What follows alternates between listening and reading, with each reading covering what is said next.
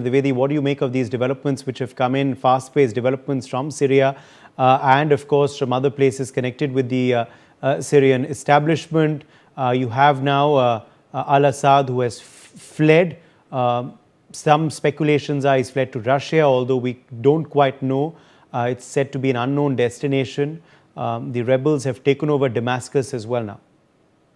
Well, Uday, it's very important to understand the background of this issue, and I happen to teach the subject in the university. So I'll take you back about 53 years. This al-Assad regime or the Assad family have been ruling Syria for last 53 years.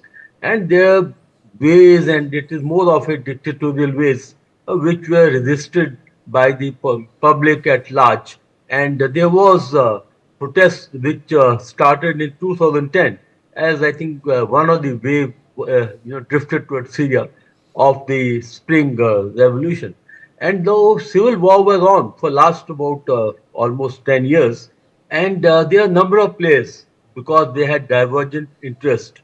First and foremost, the rebel forces which are led by Hayat Tahrir al-Sham.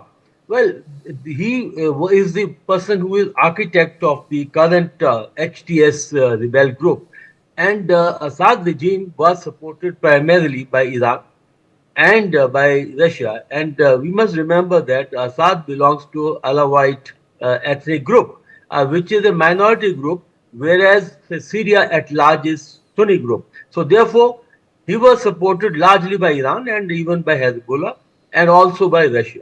On the other side, Turkey has its own interest because of the Kurds on the northeast, and therefore Turkey was against the al-Assad regime, and so also America.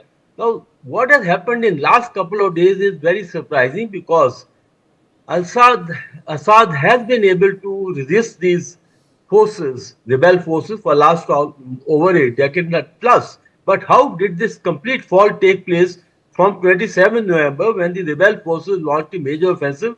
That's a one point which needs to be addressed to. As that means definitely the supporters of Assad regime actually backed out primarily Iran, Russia, and even Hezbollah because of their own involvement.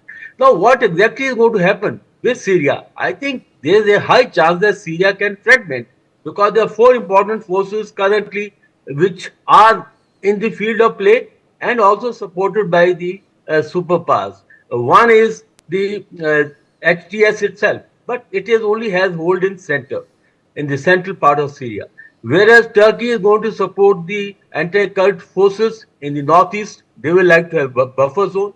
Allied forces are also going to be active in the southern and the western portion. And of course, we should not forget the other fringe element like IS, Al-Qaeda, they are also going to be in the field of play. So what exactly going to happen?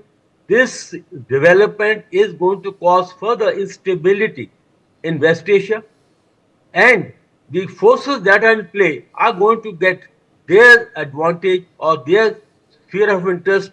All I can say is that Syria is in a very difficult time.